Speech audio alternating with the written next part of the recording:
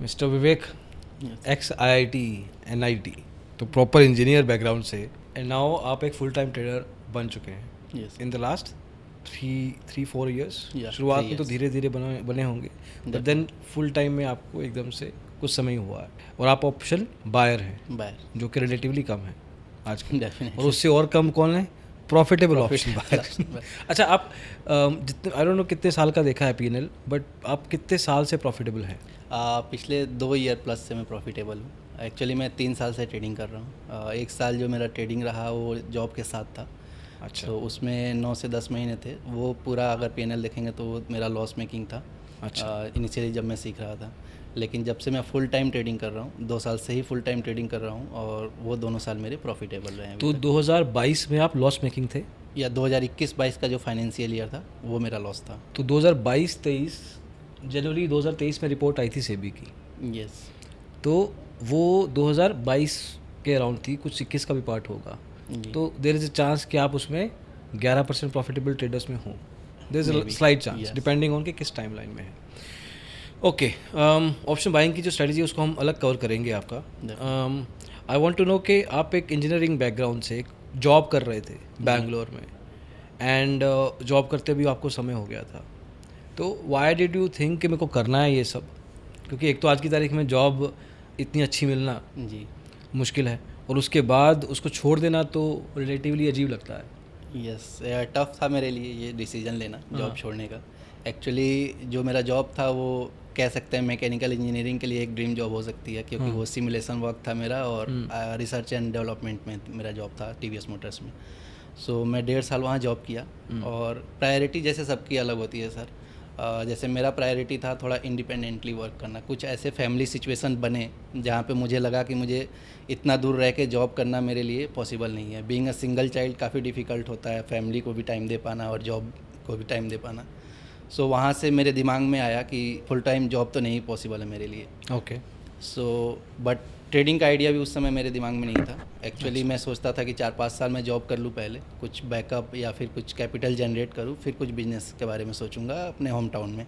Right. सो वहाँ से basically मेरा जो प्रायोरिटी था वो चेंज हुआ टुवर्ड्स द जॉब। तो ट्रेडिंग का आइडिया मुझे 2021 में एक फ्रेंड ने दिया एक्चुअली। अच्छा। सो वो ऑप्शन बाइंग करते थे, और वो प्रॉफिटेबल ऑप्शन बायर थे उस समय। वो भी एक प्रॉफिटेबल ऑप्शन जी। सो उन्होंने बताया कि जैसा तुम्हारा सिचुएशन है, अगर तुम चाहते हो ऐसे इंडिपेंडेंटली काम करना, तो तुम option buying as a career देख सकते हो। सो वहाँ से ट्रेडिंग का मेरे दिमाग में एक्चुअली आया। फिर मैंने थोड़ा पढ़ना स्टार्ट किया उसके बारे में। इनिशियली मैं सोर्सेज बताऊँ तो varsity app, free YouTube videos, इन्हीं सब से मैं थोड़ा बहुत नॉलेज लिया, देखा कि क्या क्या पॉसिबिलिटीज़ है, कैसे वर्क करता है। जिन दोस्त ने आपको बताया कि आप फुल टाइम देख सकते हो, उनको खुद कितना टाइम हो गया था ट्रेडिंग? वो 1 साल से अप्रॉक्सीमेटली, या फिर बोल सकते हैं 11 मंथ्स ऐसे था, 1 साल से वो। और वो भी फुल टाइम थे? जी जी, वो उनका एक्चुअली हम लोग एमटेक में ही दोस्त थे। हाँ। सो उनका प्लेसमेंट नहीं हुआ था, तो वो ट्रेडिंग उनकी नौकरी नहीं लगी थी? जी। मैं ना पहले एक बार आपको रोकना चाहूँगा विवेक, जॉब छोड़ देना, जी आप एक सिंगल चाइल्ड भी थे, जी। और आपके मन में था आपको बिजनेस करना है, यस। इसलिए ट्रेडिंग एक पॉइंट, एक ऑप्शन बना आपके लिए। जी। अगर आप सिंगल चाइल्ड ना होते तो देयर इज अ चांस कि आज भी आप जॉब कर रहे होते। Maybe possible. There is a single, ऐसा भी हो सकता है कि अगर आपके दिमाग में बिजनेस को लेके इतना वो पैशन ना होता, शायद आप जॉब कर रहे होते। डेफिनेटली। तो ट्रेडिंग के लिए आपने जॉब नहीं छोड़ी है? नहीं, ट्रेडिंग के लिए नहीं, करेक्ट। लेकिन वो कैसे मैं प्रायोरिटाइज़ किया उस चीज़ को, वो डिपेंड करता है। शुरुआत में तो मैं इंडिपेंडेंट वर्क करना चाहता था, बस इसलिए जॉब छोड़ना चाहता था। लेकिन ट्रेडिंग में मुझे पोटेंशियल दिखा, और उसमें मैं कैरियर एज ए कैरियर उसको परस्यू कर सकता हूँ, ये मुझे जब दिखा तब मैं ट्रेडिंग की ओर शिफ्ट हुआ था। आपको लगता है कि इंसान को जॉब करनी चाहिए?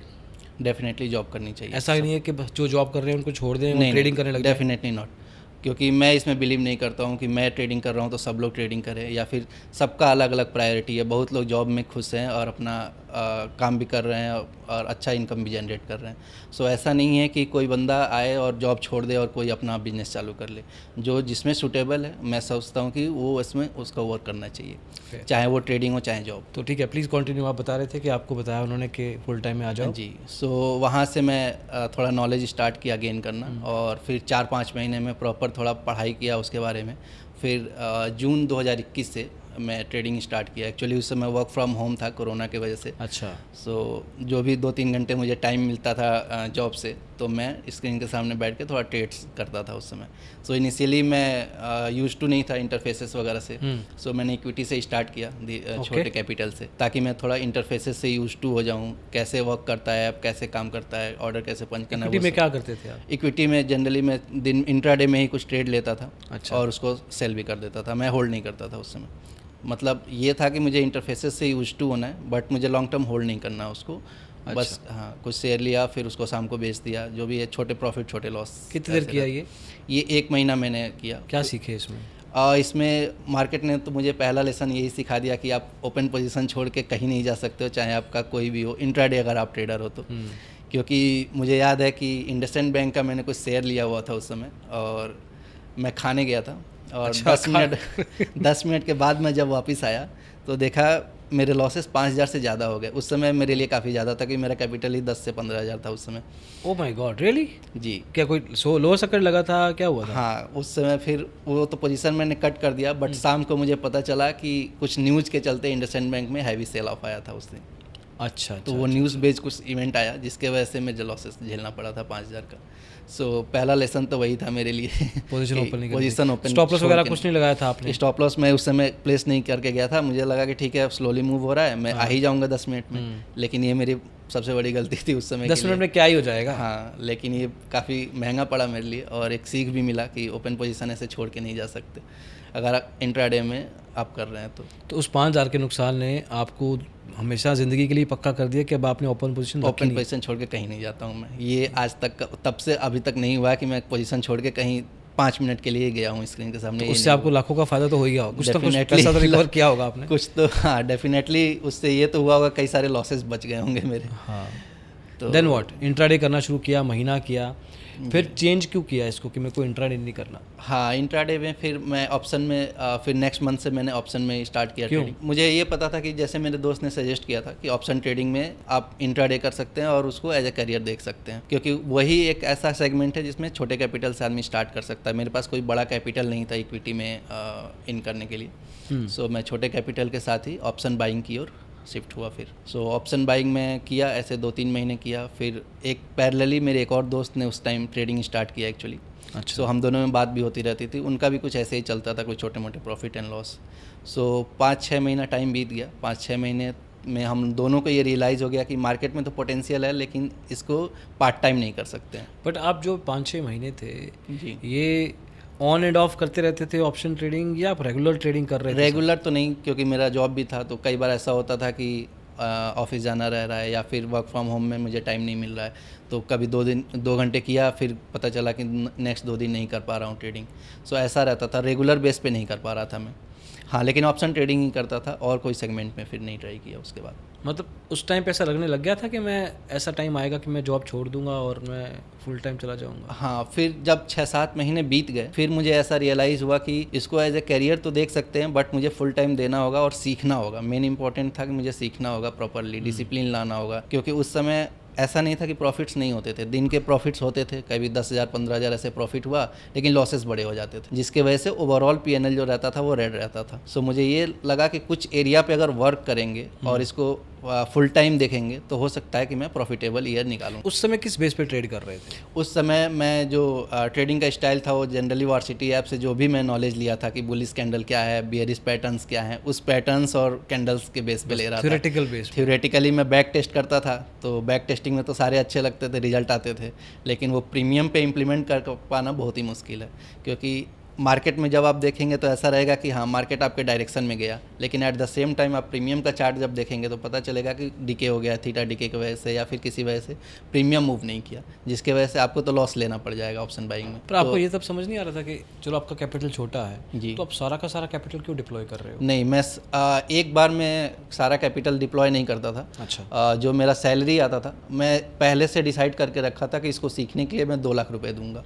ओह, अगर 2 लाख रुपए से ज़्यादा मैं लॉस होगा तो फिर मैं छोड़ दूंगा, तो या फिर 2 लाख में मैं डिसाइड कर लूँगा कि ये मुझे करना है या फिर नहीं करना है। अच्छा, मतलब 2 लाख रुपया मैं एक इन्वेस्टमेंट है मेरी इस बिजनेस में। हाँ, मैं सीखूंगा इससे। जैसे मैं बहुत सारे कोचिंग्स में दे देता हूँ 1 लाख 1.5 लाख किसी भी कोर्स को सीखने के लिए, यहाँ पे मैं खुद से 1-2 लाख रुपए में दूंगा। अगर मार्केट सीख पाया देन ओके, अदरवाइज मैं कुछ और फिर जॉब में कंटिन्यू कर लूँगा। तो ये मेरे पास ऑप्शन एक था कि हाँ ठीक है, अभी जॉब तो छोड़ी नहीं थी मैंने, तो 2 लाख भी मैं ऐसा नहीं था कि एक बार में इन किया, मैं 10,000 15,000 ऐसे इन करता था। फिर अगर उसको कुछ प्रॉफिट हुआ, कुछ लॉस में कन्वर्ट हो गया, फिर मैं थोड़ा पैसा इन करता था। एक बार में मैंने पैसा कभी ये 2 लाख रुपए आपने सोचा था कि मैं मार्केट को दूंगा सीखने के लिए, या मैं लाइक कोई कोर्स लूंगा या कहीं से? नहीं, कोर्स मैंने एक भी कोर्स नहीं लिया सीखते टाइम, क्योंकि ये मेरे फ्रेंड ने भी एडवाइस किया था और मैं खुद भी समझ गया। जब मैं बहुत सारे थ्योरेटिकल फ्री वीडियोस ही देखा, वही जब नहीं इम्प्लीमेंट हो रहा है मार्केट में, तो फिर मैं कोर्स की तरफ नहीं गया। ओके।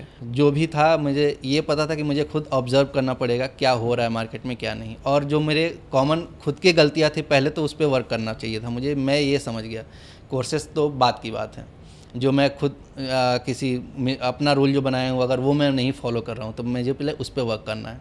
अगर वो मैं वर्क नहीं कर पाऊँगा देन इट्स नॉट वर्थ कि आप कोई और कोर्स लेके उससे सीखें। डोंट यू थिंक कि देखो कोर्सेज भी 2 तरह के होते हैं, वैसे तो होते एक ही तरह के हैं पर 2 तरह के बना दिए गए हैं। एक तो है जो प्रॉपर सिखाने वाले हैं, जो कॉन्सेप्ट जो आप वार्सिटी कह रहे हो ना, तो कोई आपको वार्सिटी के साथ साथ कुछ ऐसी चीज़ें सिखा दे जो कि प्रैक्टिकली अप्लाई भी की जा सके जी। एक तो थ्योरेटिकल चीज़ हो गया, अब ये तो हो गया कोर्स।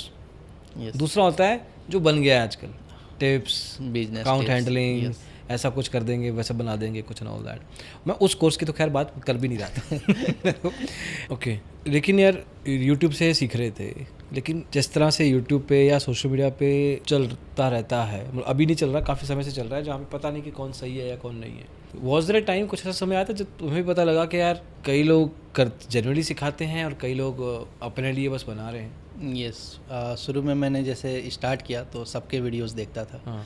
सो बहुत सारे स्ट्रेटजीज भी उसमें दिए गए हैं। हाँ। सो कई सारे ऐसे स्ट्रेटजीज हैं जो टाइम बेस्ड या फिर इंडिकेटर बेस्ड ऐसे स्ट्रेटजीज हैं। सो शुरू में मैंने बैक टेस्टिंग सीधा स्टार्ट कर दिया कि ये स्ट्रेटजीज किसी ने बताया है तो 2-3 महीना बैक टेस्टिंग कर लेते हैं। तो बैक टेस्टिंग किया तो हो सकता है उस क्वार्टर के लिए थोड़ा बहुत आ गया हो 40% 50% एक्यूरेसी, तो मैं देखता था ठीक है। फिर धीरे धीरे जब मैं 1-2 ट्रेड लिया, फिर मैं कुछ लॉसेस हुए, तब मैं सोचा उसके बारे में कि यार लॉजिकली ये सही है या फिर गलत। फिर मुझे आधे से ज़्यादा या फिर बोल सकते हैं 80% ऐसे स्ट्रेटजीज लोग हैं जो सोचने पे ही इलॉजिकल लग गया। जैसे जो भी टाइम बेस्ड स्ट्रेटजीज हैं वो सब हाईली इलॉजिकल ही हैं, क्योंकि कोई भी अपना पैसा तो ऐसे नहीं इन करेगा कि ठीक है कोई पर्टिकुलर टाइम आ गया है मैं इन कर देता हूँ 9:15 से 9:30 3:30। ऐसे तो नहीं पॉसिबल है कि जो भी मार्केट को गवर्न कर रहा है ये ऐसा नहीं है कि साल भर में इसी टाइम पे पैसा इन करूँगा। ये सब हाईली इलॉजिकल है। ये मुझे तब समझ में आया, फिर मैं ऐसे लोगों को फॉलो भी करना बंद कर दिया और मैं फिर फ़िल्टर आउट करना शुरू किया कि कौन कैसा कंटेंट दे रहा है। बहुत सारे ऐसे लोग हैं जो फर्जी कुछ भी स्ट्रेटजी, जैसे 2 महीना मार्केट वैसा फॉलो कर गया 50-60% एक्यूरेसी, उसके बेसिस पे अपना रूल बना दिए। सो वो उस रूल में फंसने से बेटर है कि थोड़ा सा लॉजिकली पहले ये सोच लेना कि क्या ये सही में सही है स्ट्रेटजी या फिर ये लॉजिकली थोड़ा करेक्ट लग रहा है कि नहीं। जैसे टाइम बेस्ड स्ट्रेटजी मुझे हाईली लॉजिकल लगा। इंडिकेटर बेस्ड स्ट्रेटजीज भी होते हैं ऐसे, हालांकि बहुत सारे ऐसे होते हैं कि 30-40% एक्यूरेसी भी देते हैं, लेकिन वो पर्टिकुलर लेवल्स पे। ऐसा नहीं है कि आप ब्लाइंडली उसे फॉलो करेंगे और हर दिन हर टाइम पे वो सही हो जाएंगे। सो लेकिन ये भी चांस रहता है कि सबसे ज़्यादा जो लॉसेस करने के चांसेस वही रहते हैं। क्योंकि मैं ऐसे सोचता हूँ कि मेरे पास अगर 1000 करोड़ रुपए है या फिर 2000, मैं अगर मार्केट को गवर्न कर पाता तो मैं कहाँ पे करता, जहाँ पे छोटे लोग फंसे। सो वो कहाँ है, जहाँ पे कोई पर्टिकुलर स्ट्रेटजी या फिर कोई इंडिकेटर बेस्ड कोई इंडिकेशन मिल रहा है कि यहाँ से मार्केट यहाँ जाने वाला है, फिर मैं अगेंस्ट उसके अपना पैसा इन करूँगा ताकि मुझे उससे प्रॉफिट मिले। एग्जैक्टली। सो डेफिनेटली यही बड़े लोग करते हैं और छोटे लोग इंडिकेटर बेस्ड स्ट्रेटजी यूज़ करके वहाँ फंसते हैं। सो लॉन्ग टर्म में ये फिजिबल नहीं है। बहुत दिन के लिए, कुछ दिन के लिए हो सकता है कि ये सही चल जाए। मतलब अगर किसी ने स्ट्रेटजी बता भी दी है, यूट्यूब पे कुछ सिखा भी दिया है, तो इसका मतलब ये नहीं है कि वो हर मार्केट साइकिल में चलेगा, नहीं, और लंबे समय तक चलेगा। और अगर यूट्यूब से सीखना भी है तो इसका मतलब ये नहीं है कि यूट्यूब पे कोई भी वीडियो पे कुछ भी बोला जा रहा है तो आप उसको एज इट इज़ कॉपी करना शुरू कर दें। You have to just see कि किस तरह के यूट्यूबर या उसकी स्ट्रेटजी के साथ आप कनेक्ट कर पा रहे हैं, समझ कर पा रहे हैं, and only follow them, and not के जो ज़्यादा पैसा बना के दिखा रहा है उसको ही फॉलो करना। हाँ, उसको नहीं। आपको तो पता ही नहीं है ना उस स्ट्रेटजी से उसने पैसा बनाया भी है कि नहीं। हो सकता है वो किसी और मेथड से बनाया हो, लेकिन अपना स्ट्रेटजी बेचने के लिए वो यूज़ कर लिया। हो सकता है वो पैसा ही ना बनाया हो। पॉसिबल। एनीवे, तो आपने कहा कि मैं खुद के एक्सपीरियंस से ही सीखूंगा। जी। एंड 2 लाख, ये 2 लाख रुपीज़ की वैल्यू आपने कैसे कैलकुलेट की?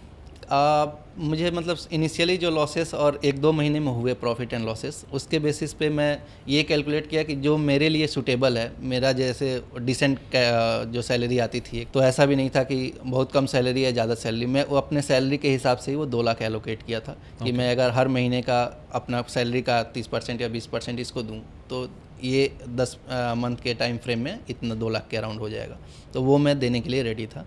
बाकी मैं ऐसा नहीं कर सकता था कि अपना पूरा सैलरी इन कर दिया एक बार, ऐसा नहीं करता था मैं। एक सर्टेन परसेंटेज 20% ऐसा मैंने कैलकुलेट किया था कि वो पैसा मैं मार्केट को दे सकता हूँ, तो उस मंथ में मैं ऐसा ही आगे बढ़ा। घर पे कोई जिम्मेवारी थी? घर पे फाइनेंशियली मैं कभी पैसा भेजता नहीं था शुरू में, क्योंकि ऐसा कुछ नहीं था, मेरे घर वाले कभी ऐसा बोले भी नहीं, लेकिन हाँ खुद से एक रहता है कि हाँ जब मैं अच्छा करूँगा तो घर के लिए कुछ करूँगा, लेकिन इनिशियली मेरा पैसा तो इसी में जाने लगा था, मैं खुद ही सर्च में था कि कुछ अच्छा करूँ, तो इसलिए इनिशियली तो मैं भी कुछ पैसा वैसे फाइनेंशियली हेल्प नहीं किया था घर पे। ओके, एंड घर वालों को पता था कि you are doing this side by side? हाँ, घर वालों को इनिशियली नहीं पता चला, लेकिन जब मैंने 6-7 महीने बाद ये डिसाइड किया कि इसको फुल टाइम अगर देखना है तो मुझे जॉब छोड़नी पड़ेगी या फिर परमानेंट वर्क फ्रॉम होम। वो ट्रांजिशन कैसा था, मतलब जॉब छोड़ने से 1-2 महीने पहले जी, और जॉब छोड़ने के 1-2 महीने बाद, ये जो 3-4 महीने बीते होंगे वो कैसे थे? हाँ वो काफ़ी स्ट्रेसफुल था और ऐसा था कि छोड़ना है या नहीं, कंफ्यूजिंग था मेरे लिए, क्योंकि एक तरफ ये था कि दिख रहा था कि एक दोस्त प्रॉफिट कर रहा है, तो बस इस बेसिस पे छोड़ देना भी सही नहीं है, और एक तरफ ये भी था कि मुझे आगे का भी सोचना है कि मुझे इंडिपेंडेंटली अगर वर्क करना है तो मुझे कुछ ना कुछ तो करना पड़ेगा, करेक्ट, डिसीजन लेना पड़ेगा। सो इस बेसिस पे मैं थोड़ा डिसाइड किया, फिर मैंने घर पे ही बात किया। सो घर पे तो स्ट्रेट अवे मना कर दिया घर वालों ने, being a middle class family मैं भी जानता हूँ कि ऐसा स्ट्रेट अवे तो मुझे परमिशन नहीं मिलने वाला है। फिर मैंने बीच का रास्ता निकाला कि मैंने सोचा कि ठीक है, मैं घर वालों से बात किया कि 1 साल मुझे दीजिए आप टाइम, अगर 1 साल में मैं ट्रेडिंग सीख लिया देन ओके, अगर ऐसा कुछ भी होता है कि मैं 1 साल में नहीं कर पा रहा हूँ अच्छा, तो फिर मैं दोबारा से जॉब ज्वाइन कर लूँगा। मेरा एकेडमिक रिकॉर्ड भी अच्छा था, तो मुझे इतना कॉन्फिडेंस था कि हाँ मैं जॉब दोबारा ले लूँगा कहीं नहीं किसी कंपनी में, अगर सेम कंपनी में मिली देन ओके, अदरवाइज मैं किसी और कंपनी में जॉब ले लूँगा। तो मैं 1 साल का वो टाइम फ्रेम दिया घर पे, उसके बेसिस पे थोड़ा वो भी हाफ हार्टली परमिशन दिए, लेकिन परमिशन मिल गया मुझे ट्रेडिंग करने का।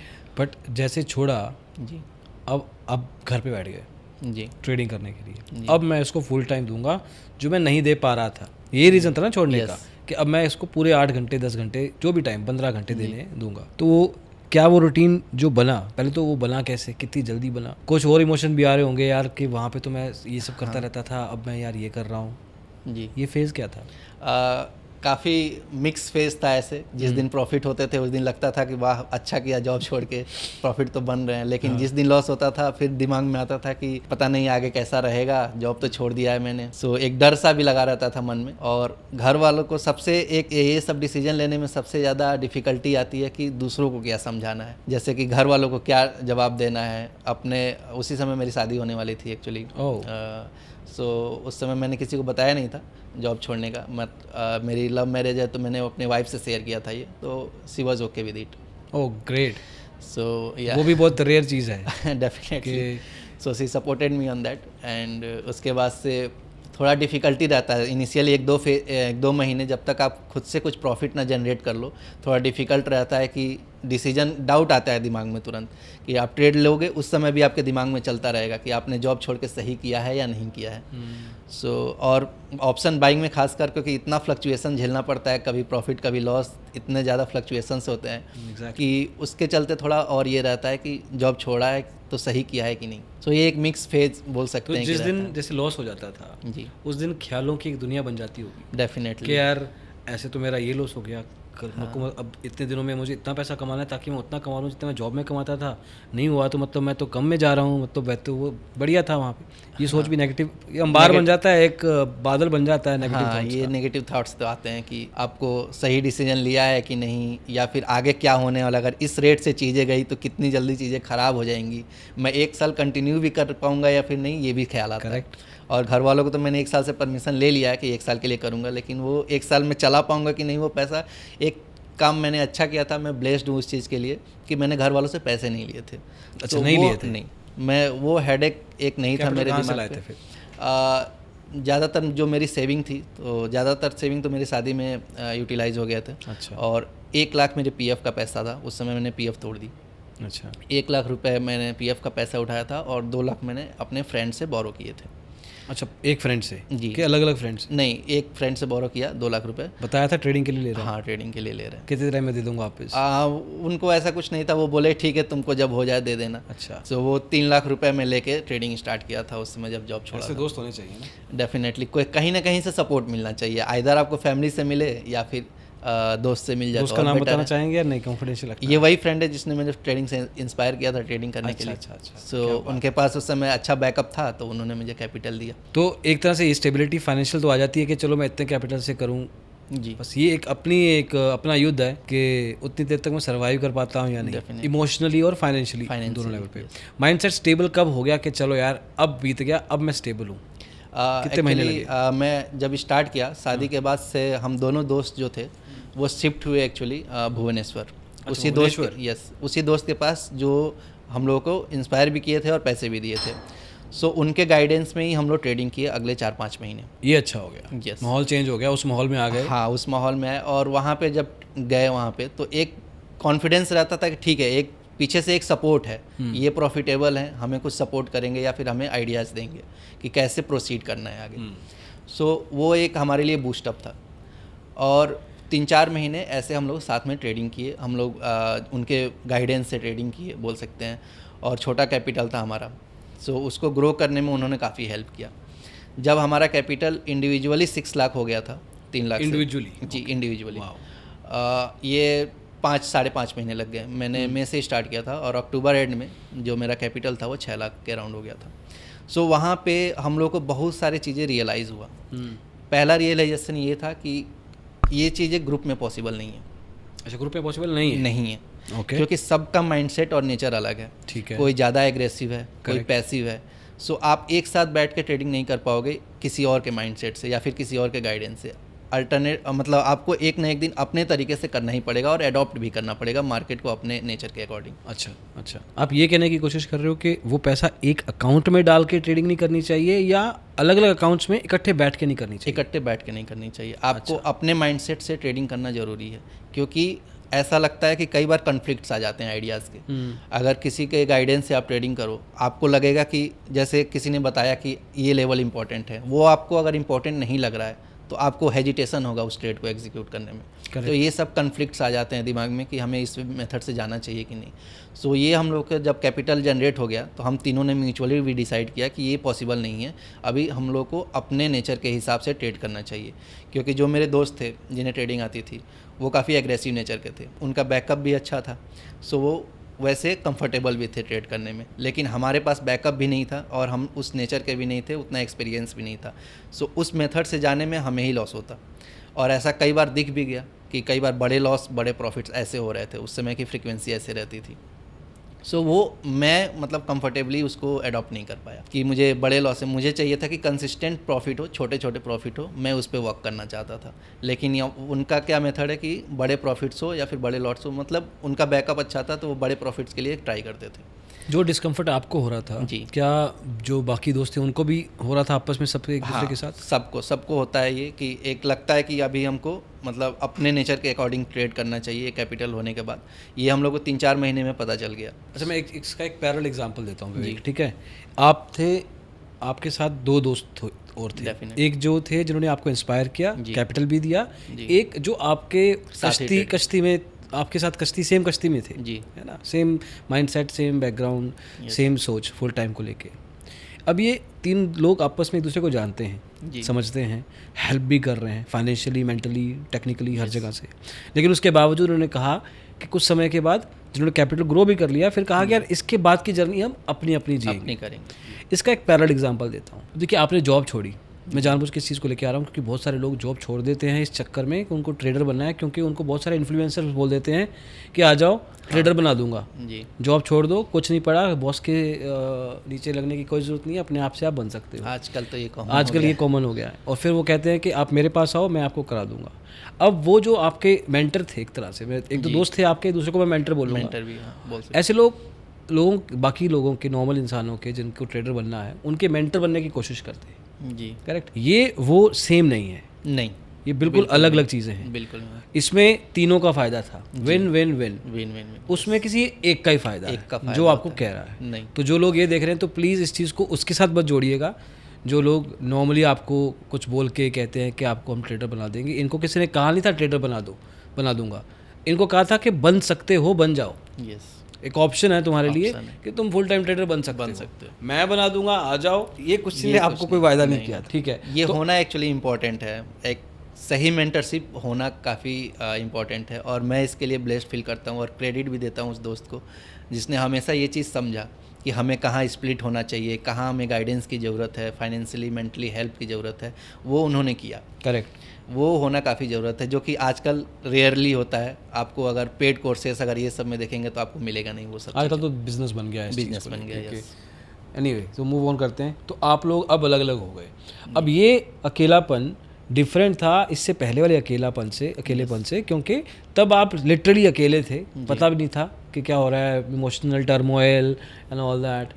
लेकिन अब थोड़े से कॉन्फिडेंट भी हो गए इस बार। यस, कॉन्फिडेंट हुए ये देख के कि मार्केट को थोड़ा हम लोग पास से देखे और थोड़ा प्रॉफिट जनरेट किए। ये थोड़ा कॉन्फिडेंस देता है। कुछ भी सारा कॉन्फिडेंस जनरेशन एक तरफ है या मोटिवेशन एक तरफ है, लेकिन जब आपके प्रॉफिट्स होते हैं वो एक अलग मोटिवेशन है। करेक्ट। और कॉन्फिडेंस भी बूस्ट होता है। सो 5 महीने थोड़ा जो प्रॉफिट हुआ उसके वजह से एक कॉन्फिडेंस जनरेट हुआ था, लेकिन थोड़ा सा इनर जो एक डर आता है कि अभी तक उनका गाइडेंस था, अभी वापस से वो गाइडेंस अभी हमें नहीं मिलने वाला, हमें थोड़ा इंडिविजुअली करके देखना है। सो उस फेज़ में मैं कैसा कर पाता हूँ इसका थोड़ा सा कन्फ्यूजन था, या फिर बोल सकते हैं डर भी है कि इसमें मुझे अब अच्छा परफॉर्म करना है, अदरवाइज़ मेरे को फिर बैकफुट पे नहीं जाना है, हमें आगे बढ़ते रहना है, धीरे धीरे आगे बढ़ते रहना है। तो वो फेज़ काफ़ी इंपॉर्टेंट था मेरे लिए। उस फेज़ में बढ़ने से पहले मैं एक छोटा सा सवाल पूछता हूँ जी। कि जो आपने एकदम से कैपिटल बढ़ाया 5-5.5 महीनों में, जो आपका, दोस्तों की बात नहीं कर रहा मैं, जो आपका प्रॉफिट आता था उस केस में,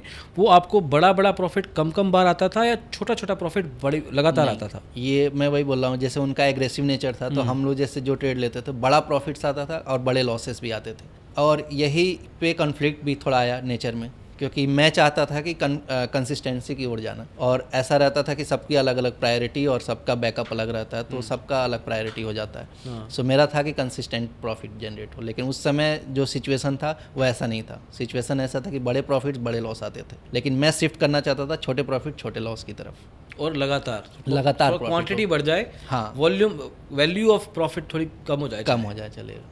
तो अब ये चीज़ को मास्टर तो नहीं कहूँगा मैं, मास्टर तो बहुत बड़ा वर्ड है, बट ये चीज़ को थोड़ा सा इम्प्रूव करने में जी, फ्रॉम दैट टू दिस कितना टाइम लगा और किस तरह से किया आपने? नेक्स्ट 5 महीने जो उस फाइनेंशियल ईयर के थे 2022-23 के नवंबर में हमने स्टार्ट किया इंडिविजुअली, और वहाँ से मैं धीरे धीरे जनरेट करना स्टार्ट किया प्रॉफिट। सो वो अगले 5 महीने मेरे ट्रेडिंग के लिए काफ़ी अच्छा रहा।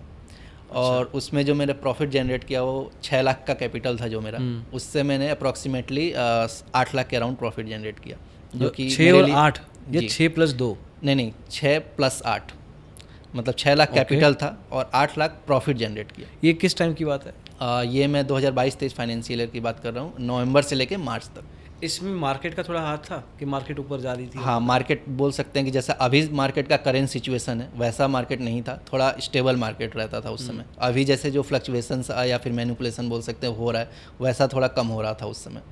ओके, तो आप उसमें स्किल को कितना वैल्यू देना चाहोगे उस अच्छे 100-125% प्रॉफिट में, या स्किल को भी दोगे बट स्किल को कितना देना चाहोगे, और मार्केट एक्सटर्नल फैक्टर जो होते हैं, हाँ, उनको कितना कंट्रीब्यूशन? स्किल मैं बोलूँगा कि 70% तो मैंने अपने स्किल पे वर्क किया। ये इस चीज़ के लिए कि थोड़ा मैं अपने लॉसेस को कंट्रोल करूँ, लॉस को मैनेज करूँ। अच्छा। और जो प्रॉफिट हो रहे हैं छोटे उसको रेस्पेक्ट करूँ। पहले जैसे क्या होता था कि जैसे छोटे प्रॉफिट्स हुए उसको बड़े बनाने के चक्कर में वो निगेटिव कन्वर्ट हो जाते थे, लेकिन अभी मैं वो चीज़ बंद किया कि छोटे प्रॉफिट है तो उसे एक्सेप्ट करना है, प्रॉफिट को, उसको गंवाना नहीं है। उस चीज़ पे मैंने वर्क किया, तो छोटे प्रॉफिट्स मेरे सेव होना स्टार्ट हुए डे के एंड में। फिर मार्केट भी आप बोल सकते हैं कि मार्केट को भी क्रेडिट देना चाहिए, क्योंकि उस समय मार्केट इतना फ्लक्चुएशंस भी नहीं दे रहा था, तो आप बोल सकते हैं 70-30 रेशियो था कि हाँ, प्रॉफिट छोटे तो सब कोई कर लेता है जी, लॉस छोटे कैसे? लॉस छोटे करने के लिए मैं एक दिक्कत तो यही होती है, लॉस छोटे नहीं होते हैं। ऑप्शन बाइंग में सबसे ज़्यादा सर मुझे जो इंपॉर्टेंट लगता है वो balance between fear and greed है। जो आपका फियर और ग्रीड, जीरो तो कुछ नहीं हो सकता, दोनों इन्वर्सली हैं, तो आपको एक न एक में मतलब कंप्रोमाइज़ करना पड़ेगा। अगर आप कंप्लीटली मतलब फियरलेस हो जाओगे तो आपके बड़े लॉसेस होने तय हैं, लेकिन आप अगर ग्रीडफुल हो जाओगे तो फिर उल्टा उसका रिवर्स दिखना चालू होगा। तो यही है कि दोनों का बैलेंस रखना काफ़ी ज़रूरी है और यही करना है, मतलब ज़्यादा पैसिव भी नहीं होना है और एग्रेसिव भी नहीं होना है। एग्जैक्टली किया कैसे आपने ये 7-8 महीनों में? जैसे मैं बताया कि जैसे पहले मैं बड़े लॉसेस और बड़े प्रॉफिट्स हम लोग के हो रहे थे, सो मैं क्या किया कि जो छोटे प्रॉफिट्स हो जाते थे तो मैं पहले ट्राई किया कि इसका 20% या 30% पे इसका रिस्क लेना है। अभी मुझे जैसे उस समय मैंने जो क्राइटेरिया फिक्स किया था कि 10,000 से ऊपर मेरा प्रॉफिट हो जाता है अगर दिन का, सो मैं उसमें से 7,000 लेके जाऊंगा या फिर अभी मेरा कैपिटल डिप्लॉयड उस टाइम कैपिटल 6 लाख था सर। जब आप ये कर रहे थे 6 लाख के कैपिटल पे आप कह रहे हो कि दिन का मेरा 10,000 हो गया, 10,000 अगर हो गया तो मैं उसके ऊपर का जो भी प्रॉफिट होगा लेकिन उससे एक पर्टिकुलर लो पे नहीं आऊँगा। 1.25% हो गया। हाँ, मतलब अप्रॉक्सीमेटली हाँ कि 7,000 6,000 ऐसे तो मेरे को लेके जाना है पैसा। ऐसा नहीं है कि मैं सारा बड़े मूव कैच करने के चक्कर में वो भी पैसा चला जाए मेरा। तो इस पे मैंने काफ़ी वर्क किया कि मुझे कुछ प्रॉफिट लेके जाना है। सो वो मैं डाटा वाइज भी देखा कि जो मेरे नंबर ऑफ़ ग्रीन डेज कम हो रहे थे पहले वो मैं इंक्रीज़ किया और उस समय एक्यूरेसी जो मेरी थी उस 5 महीने में अप्रॉक्सीमेटली 70% से ज़्यादा आने लगी। मतलब मैं बात कर रहा हूँ कि नंबर ऑफ ग्रीन और रेड डेज के बेसिस पे अपना एक्यूरेसी 10 में से 7 दिन आप प्रॉफिटेबल थे। और ये पहले क्या था हाल? पहले काफ़ी कम था। पहले आप बोल सकते हैं कि 5 दिन प्रॉफिट हो रहा है, 5 दिन लॉस हो रहा है, ऐसे हो रहा है क्योंकि फ्लक्चुएशंस ज़्यादा थे। रिस्क रिवॉर्ड सेम था? रिस्क रिवॉर्ड सेम था। आप बोल सकते हैं कि थोड़ा बहुत मैंने कंप्रोमाइज़ किया। जैसे मैं पहले अगर 1:4 1:5 तक जहाँ रुकने का सोचता था, मैं सोचा कि छोटे छोटे ब्लॉक्स में मैं कन्वर्ट करूँगा इसको 1:2 1:1.5 कहीं अगर ट्रेड दिख रहा है तो उसको मैं बुक करूँ। बट अगर आपका रिस्क रिवॉर्ड 1:4 1:5 था तो फिर तो आपके लॉस छोटे ही होंगे as compare to profit? Loss छोटे रहते थे लेकिन कुछ अपने ट्रेडिंग मिस्टेक्स के वजह से लॉसेस होते थे उस समय इनिशियल फेज में। जैसे कई बार ऐसा होता था कि रिवेंज ट्रेडिंग हो रहा है या फिर फोमो ट्रेडिंग हो रहा है, ये सब चीज़ें कई बार मेंटेन नहीं कर पाते। 1:5 बोल दिया लेकिन एक्चुअली था नहीं, मेंटेन नहीं हो पाता था वो चीज़ इनिशियली। सो वो धीरे धीरे फेज बाय फेज धीरे धीरे उसकी फ्रीक्वेंसी हमने कम किया। मैंने ये नहीं बोल रहा हूँ कि मैं जीरो कर दिया उस चीज़ को। ऐसा नहीं है कि मुझसे अभी भी गलतियाँ नहीं हो रही थी, गलतियाँ तो हो रही थी लेकिन उसकी फ्रीक्वेंसी में कम करते गया टाइम टू टाइम। अगर आप 10 में से 7 ट्रेड प्रॉफिटेबल कर रहे हो जी, रिस्क रिवॉर्ड अभी लेट्स से 1:2 पे आ गए हो जी, तो फिर तो बहुत पैसा है ये। हाँ, आप बोल सकते हैं, लेकिन कई बार ऐसा होता है कि ऑप्शन बाइंग में मेंटेन भी नहीं रह पाती वो चीज़ें क्योंकि आपकी पोजीशन साइजिंग वैसी नहीं रहती है। जैसे अब ट्रेड में तो ले लिया आपने, हाँ, तो या तो ट्रेड निकल ही जाओगे कि यार बनेगा नहीं गेम यहाँ हाँ, पे, ऐसा भी होता था? डेफिनेटली ऐसा होता है। कई बार ऐसा होता है कि ट्रेड से एग्जिट करना पड़ता है अगर मोमेंटम नहीं आ रहा है तो। जैसे ऑप्शन बाइंग में तो हमें अगेंस्ट द प्रोबेबिलिटी ऐसे ही वर्क कर रहे हैं। सो अगर ज़्यादा टाइम हो गया है और मोमेंटम नहीं क्रिएट हो रहा है तो उस केस में प्रीमियम का गलना है तो वो थीटा डीके की वजह से। क्या ऑप्शन चेन देखते हो? प्राइस एक्शन और प्रीमियम का चार्ट साइड वाइज में देखता रहता हूँ। अच्छा, कि प्रीमियम कैसे बिहेव कर रहा है उस टाइम पे। किस बेस पे ट्रेड लेते हो अपनी? अभी जो मेरा ट्रेडिंग स्टाइल है वो सर प्योरली सपोर्ट रेजिस्टेंस के बेसिस पे रहता है और ज़्यादातर मैं मोमेंटम ट्रेड्स कैच करने का कोशिश करता हूँ। थोड़ा सा एक्सप्लेन करो। जैसे कि एग्जांपल देके एक चीज़ बताना चाहता हूँ। जैसे मान लीजिए जैसे मार्केट में अभी 47,500 और 48,000 के बीच में मार्केट है। सो 500 पॉइंट का ये रेंज है, नीचे सपोर्ट है, ऊपर रेजिस्टेंस है। सो प्राइस एक्शन बेस अगर मैं ट्रेड लेता हूँ जो कि मेरा प्रॉफिट का 30% मैं बता देना चाहता हूँ कि 30% जो मेरा प्रॉफिट है वो प्राइस एक्शन बेस्ड होगा, लेकिन 70% जो प्रॉफिट्स है वो मोमेंटम बेस्ड ट्रेड होगा आज तक का। ओके। सो जो भी सपोर्ट रेजिस्टेंस है, तो अगर सपोर्ट के पास अगर कोई बुलिश पैटर्न बना तो वहाँ पे कोई प्राइस एक्शन देख के मैं वहाँ ट्रेड लिया, या फिर रेजिस्टेंस के पास अगर कोई बेयरिश पैटर्न बना तो वहाँ पे मैं प्राइस एक्शन देख के बेयरिश ट्रेड ले लिया।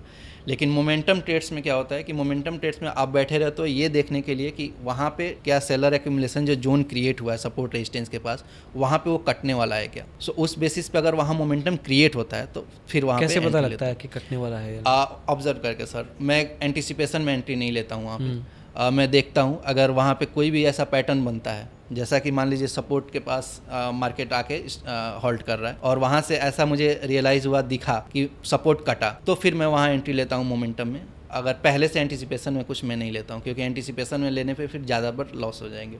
सो उससे बचने के लिए मैं इसको पहले सामने से देख लेता हूँ कि क्या वो रेजिस्टेंस सपोर्ट कट रहा है कि नहीं। अगर वो कटा फिर मैं वहाँ एंट्री लेता हूँ। क्या आपका टाइम फ्रेमिंग क्या रहती है इन चीज़ों की? टाइम फ्रेमिंग डिपेंड करता है। जैसे मोमेंटम ट्रेड्स जो भी होते हैं जनरली वो 5 से 10 मिनट में, या फिर बोल सकते हैं कई बार उससे भी कम टाइम में आपको आपका टारगेट दे देते हैं क्योंकि वहाँ पे फास्ट मोमेंटम होता है, खासकर बैंक निफ्टी में, तो आपको वेट नहीं करना पड़ेगा।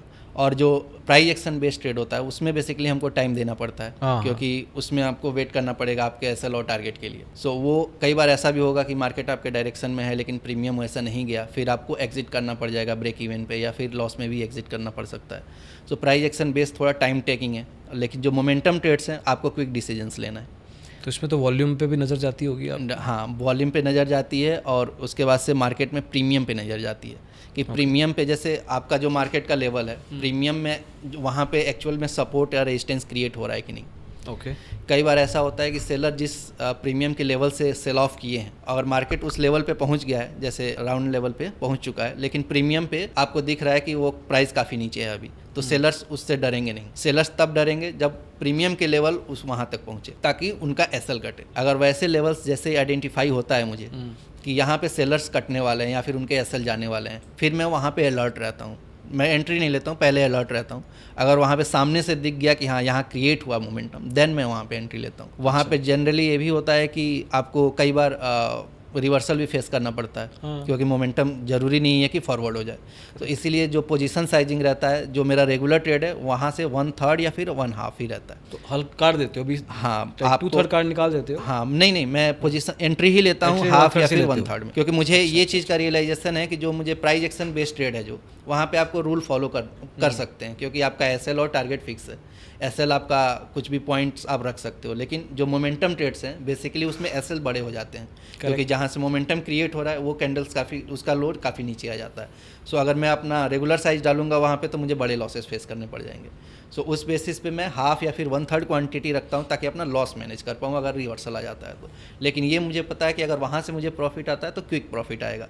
सो मुझे 2 घंटे वेट नहीं करना है, मुझे तुरंत अलर्ट रहना है। अगर क्रिएट हुआ मोमेंटम, एंट्री लेना है। जैसे ही लगा कि मेरा टारगेट अचीव हो चुका है या फिर मोमेंटम ब्रेक हो रहा है, मुझे वहाँ पे एग्जिट भी लेना है। मुझे इमोशनली अटैच नहीं रहना है उस ट्रेड में कि यहाँ से और 300 पॉइंट चला जाए मार्केट और 400 पॉइंट चला जाए। वो 1/3 से आपने एंट्री लिया, अब यहाँ पे 2 चीज़ें होंगी, या तो नीचे गिरेगा, नहीं बना मोमेंटम, तो मैं एग्जिट ले लूँगा। यस। तो नीचे गिरने का क्या है कि आप कहेंगे कि मैं एग्जिट कर रहा हूँ, क्या बेस पे एग्जिट करते हो? जैसे ही अगर उस कैंडल का हाफ या बड़ा कैंडल है तो उसका अगर हाफ ब्रेक हो रहा है जैसे, तो मैं एग्जिट कर जाता हूँ। या फिर अगर मैं काफ़ी अगर अर्ली एंट्री ले लिया हूँ तो देखता हूँ मैं कि उसका अगर लो कट जाता है कैंडल का, फिर मैं एग्जिट ले लेता हूँ। और किस बेस पे अपना पोजीशन साइजिंग बढ़ा देते हो जब मोमेंटम पकड़ता है? जब अगर फिनिश जैसे कैंडल क्लोजिंग अच्छा मिल गया मुझे, मोमेंटम जो क्रिएट हो रहा है वो सस्टेनेबल है, देन मैं अपना पोजीशन साइजिंग और ऐड करता हूँ। कई बार फॉल्स अलार्म भी होते होंगे? फॉल्स अलार्म भी रहते हैं उसमें, लॉसेस भी। जैसे आप जब इस जनवरी का मेरा पीएनएल देखेंगे तो उसमें देखेंगे बहुत सारे बड़े लॉसेस भी हैं। वो इसी वजह से हैं क्योंकि पहले अब आपको यहाँ पे मार्केट पैटर्न भी देखना पड़ेगा आपको, इसीलिए ऑप्शन बाइंग में डायनेमिक माइंडसेट रखना काफ़ी ज़रूरी है। स्टैटिक माइंडसेट से आप नहीं चल सकते। सो जो मैं पिछले साल किया, जो मैं आपको बताया कि पिछले 5 महीने मुझे मैं फॉलो किया, जिसमें मार्केट भी थोड़ा स्टेबल था, उस समय ये चीज़ काफ़ी ईजी रहता था। आप मोमेंटम जहाँ सस्टेन हुआ आप वहाँ बाकी के क्वांटिटी ऐड करके आप कंटिन्यूएशन में और प्रॉफिट ले सकते थे। लेकिन अभी जनवरी से जो पैटर्न बनने लगा, काफ़ी रिवर्सल पैटर्न्स आने लगे। जो मैंने जनवरी फैब का मार्केट देखा उसमें मैं काउंट किया, जो रिवर्सल पैटर्न्स थे वो 30 से ज़्यादा थे 2 महीने के अंदर। वाह। सो जो बैंक निफ्टी में जो भी रेगुलर ट्रेड कर रहा होगा उसे पता है कि मार्केट, आपकी ट्रेड्स में से 30 रिवर्सल पैटर्न? नहीं, मतलब मार्केट का मैं बता रहा हूँ। मार्केट में ऐसा हुआ कि 200 पॉइंट बैंक निफ्टी मूव कर रहा है, 250 पॉइंट मूव कर रहा है, उसके बाद से 300 पॉइंट गिर जा रहा है, नीचे गिर रहा है। ये काफ़ी कॉमन हो गया पैटर्न। सो वो एडजस्ट करने में मुझे 1 महीना तो मुझे भी लॉस लेना पड़ा उसमें, क्योंकि मैं जैसे ही अपना पोजीशन साइजिंग, जैसे ही वो कैंडल फिनिश होता था, मैं अपना पोजीशन साइजिंग बाकी का ऐड करता था और फिर वहाँ से मुझे लॉसेस लेने पड़ जाते थे क्योंकि सडन रिवर्सल वहाँ से आ जाते थे। जो मार्केट रिवर्सल ले रहा है, सॉरी मैं आपको ब्रेक करूँगा, मार्केट अगर रिवर्सल ले रहा है जी, तो उसमें भी मोमेंटम आएगा? जी डेफिनेटली, वो तेजी से मोमेंटम क्यों नहीं पकड़ते आप? तो वही तो, आप जैसे कॉल साइड आप ट्रेड लिए हो, आप तुरंत सडनली माइंड चेंज नहीं कर पाओगे तुरंत कि आप तुरंत फिर से पुट ले लिए अगर मार्केट रिवर्स हो गया तो, क्योंकि आप जो सोच के ट्रेड लिए हो कि यहाँ से मार्केट इस डायरेक्शन में जाने वाला है, लेकिन आप 1 मिनट में तुरंत वो माइंडसेट चेंज कर पाना काफ़ी मुश्किल हो जाता है। स्कैल्पर शायद थोड़ा इसमें अच्छा कर जाते होंगे, स्कैल्पिंग कुछ लोग वैसे, कुछ मार्केट का अगर कुछ टाइम दे दिया, 10 मिनट दे दिया ऐसा सोचने के लिए कि यहाँ से रिवर्स हो रहा है, देन हो सकता है कि उसमें पोजीशन बन जाए। हाँ, कि स्कैल्पिंग में ब्रोकरेज के चक्कर में बंदा उतना नुकसान कर लेता है। हाँ। आपके केस में अगर आप मार्केट में धीरे धीरे एवरेज अप कर रहे हो और पोजीशन बना रहे हो, या छोटे हाफ कैंडल पे, बड़े कैंडल का हाफ पे भी निकल गया तो उस पर निकल जाते हो, तो उस केस में पूरे दिन में ऐसे कितने ट्रेड्स लेने पड़ते हैं आपको? जो मेरा एवरेज है ट्रेड का वो हो सकता है कि 8 से 9 ट्रेड चला जाता होगा दिन में, एवरेज में बता रहा हूँ। लेकिन जो मेरी रेगुलर साइज़ है वो उतना नहीं होगा। जो रेगुलर साइज़ के जो मेरे ट्रेड होंगे वो 3 होंगे या 2 होंगे दिन के। बाकी जो मैं 1/3 या फिर ऐसा कई बार होता है कि मैं छोटे क्वांटिटी से ट्रेड लेता हूँ just to know whether it is going to give momentum और नॉट। सो वो सब ट्रेड्स कई बार काटने पड़ जाते हैं बीच। करेक्ट। सो वो सब जो ट्रेड्स होते हैं उसमें हमको अर्ली या फिर छोटे क्वांटिटी में एग्जिट एंट्री लेना पड़ जाता है, जिसकी वजह से नंबर ऑफ़ ट्रेड्स बढ़ जाते हैं। लेकिन जो मेरा नंबर ऑफ़ ट्रेड्स से मेरा डिसाइड नहीं होता है कि मैं दिन कैसा कर रहा हूँ। मेरा दिन का रहता है कि मेरा लॉस और प्रॉफिट का बेसिकली मैं फोकस करता हूँ कि दिन में मेरा अगर इतना लॉस या फिर इतना प्रॉफिट हो गया तो मुझे ठीक है। मैं नंबर ऑफ़ ट्रेड्स से डिफाइंड नहीं हूँ कि हाँ मुझे 2 ही ट्रेड। आपके ट्रेड्स में अभी देखो आज की तारीख में आपका कैपिटल ठीक है रिलेटिवली, लेकिन एक छोटा ट्रेडर जो कि एग्जैक्टली ऐसी स्ट्रेटजी को कॉपी करने की कोशिश करेगा कम कैपिटल के साथ, तो उस केस में उसका बहुत सारा खर्चा तो ब्रोकरेज में चला जाएगा। डेफिनेटली ये इतने सारे ट्रेड्स तो अफोर्ड ही नहीं कर सकता। हाँ, इतने सारे ट्रेड, इसीलिए इनिशियली इंपॉर्टेंट है कि आप जो नंबर ऑफ़ ट्रेड्स है उसको डिफाइन रखें ताकि आपका कैपिटल ज़्यादा दिन चले। आपको मोमेंटम ट्रेड्स कैच करने में एक दिन में कभी नहीं आएगा ये चीज़। मैं ये नहीं बोल रहा हूँ कि मैं भी आज इस स्टेज पे हूँ कि मैं प्रो हो गया हूँ इस चीज़ में, मैं धीरे धीरे इसको सीख रहा हूँ। अगर मोमेंटम कहीं 100 पॉइंट से 400 पॉइंट तक जाता है तो मैं भी हो सकता हूँ बीच का कुछ पार्ट कैप्चर कर रहा हूँ, लेकिन उसको और बड़ा कैप्चर करना है ये मुझे एक्सपीरियंस के साथ ही आएगा। यस, तो इनिशियली ऑप्शन बाइंग में ये इंपॉर्टेंट है कि आप अपने कैपिटल को ज़्यादा दिन चलाओ ताकि आपको कुछ एक्सपीरियंस मिलता रहे मार्केट से कि कैसा आपको कहाँ पे एंट्री लेना है, कहाँ एग्जिट लेना है, कहाँ मोमेंटम क्रिएट हो रहा है ये आइडेंटिफाई करना। हमारी स्ट्रेंथ यही है कि हमें देखना है कि सेलर्स एक्यूमुलेशन जोन कहाँ पे होती है। अगर वहाँ पे कुछ क्रिएट होता है देन हमारे लिए वो प्लस पॉइंट। वैसे इसके ऊपर हम एक अलग से वीडियो बनाएंगे जी, जिसमें हम एग्जैक्टली चार्ट्स के ऊपर देख रहे हैं कि आप मोमेंटम कैसे पकड़ते हो, आइडेंटिफाई कैसे करते हो, फॉल्स अलार्म कैसे चेक करते हो, अलग अलग ट्रेड्स कैसे बनाते हो, एवरेज अप एवरेज हाई कैसे करते हो, stuff like that. Average up average high शायद नहीं करते आप, बट पोजीशन को अपना इंक्रीज या डिक्रीज साइजिंग को चेंज करते रहते हो। ओके, तो वापस आता हूँ मैं आपके उस मोड पे ज़िंदगी के, जब आपने 6-8 महीने लगा लिए थे, आप खुद से कर रहे थे, कॉन्फिडेंस आपको? हाँ, ये 5 महीने में मुझे कॉन्फिडेंस बिल्ड हुआ मेरे।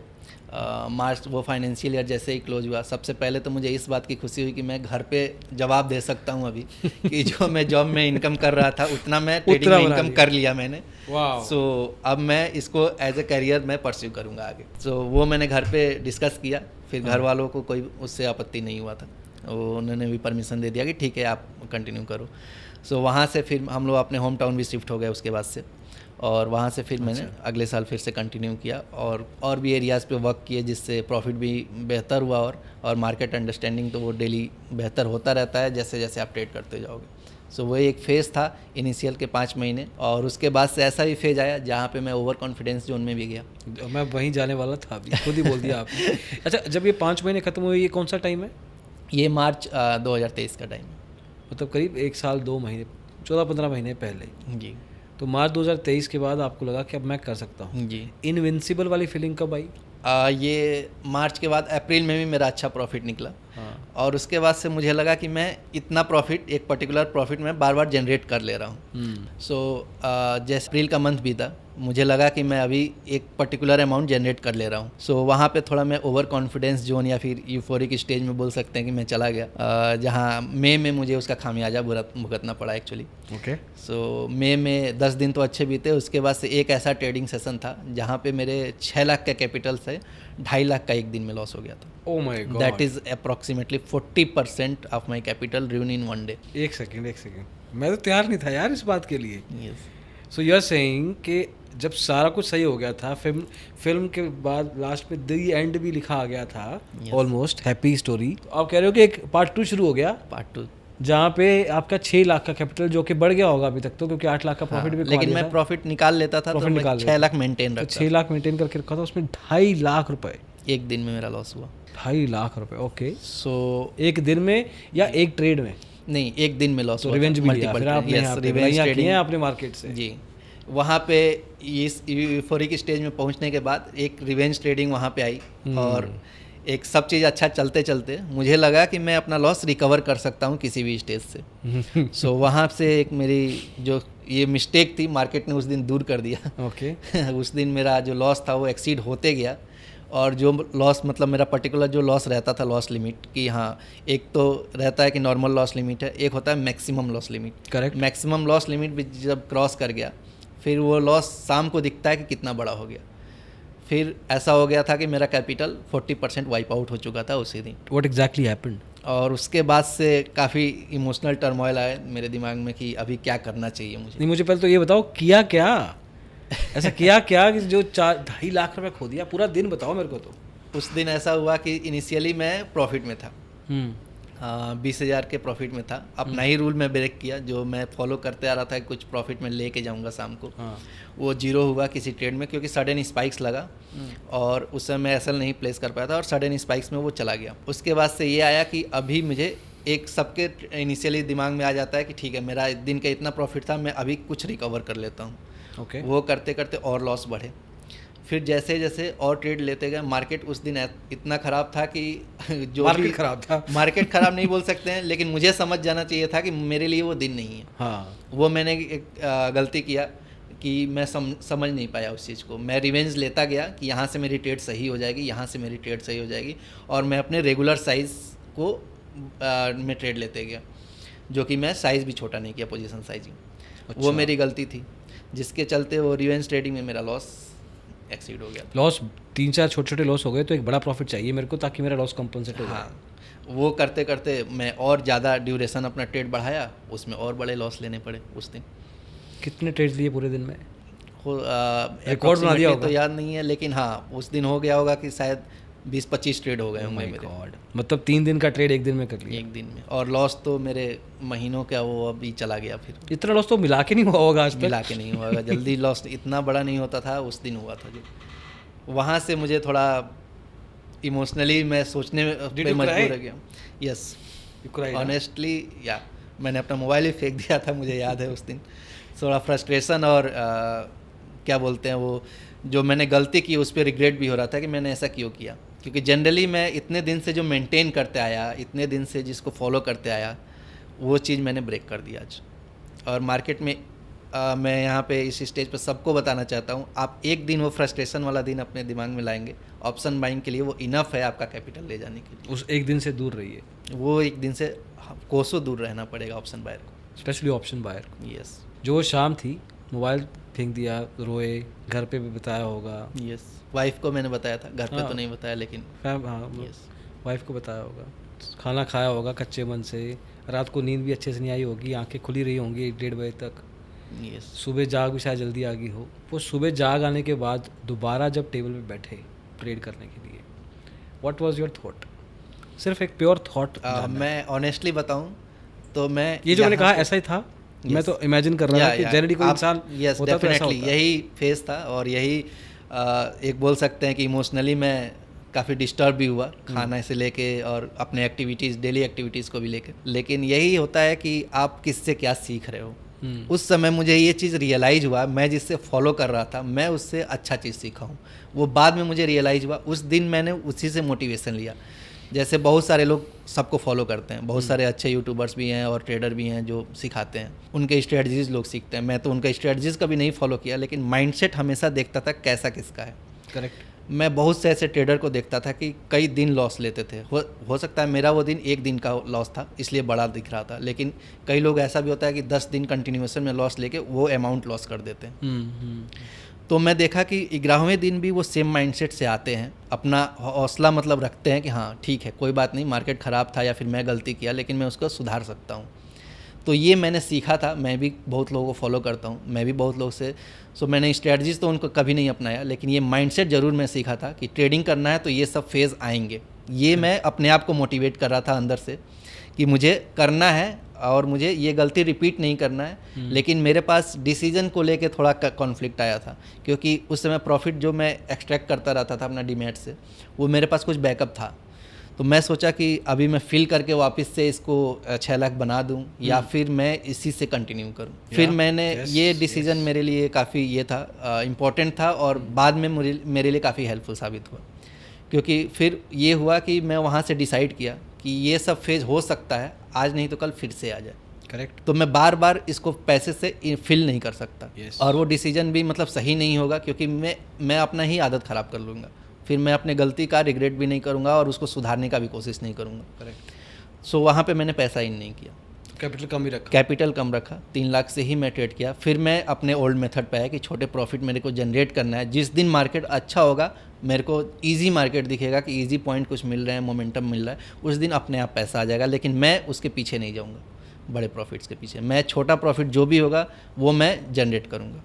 सो जून का मंथ जो मेरे लिए था, प्रॉफिट वाइज तो नहीं लेकिन एज ए कैरियर में मैं बता रहा हूँ, मेरे लिए सबसे बेस्ट मंथ साबित हुआ। मई के जस्ट इमीडिएट, जिसमें मेरा लॉस हुआ था उसके जस्ट इमीडिएट। क्या एग्जैक्टली क्या किया है इसमें? क्योंकि मैं जो सोचा कि मैं छोटे प्रॉफिट्स इकट्ठा करूँगा और बड़े लॉस इस मंथ में बिल्कुल अवॉइड कर दूंगा। जो गलती मैं कर दिया हूँ उसको रिपीट नहीं करूँगा, वो मैं फॉलो किया उस मंथ में और उससे मुझे काफ़ी अच्छा रिजल्ट मिला उस अच्छा मंथ वही हुआ। यस, वो मेरे लिए, इसीलिए मैं उसको अपना कैरियर चेंजिंग मंथ भी मानता हूँ जून को।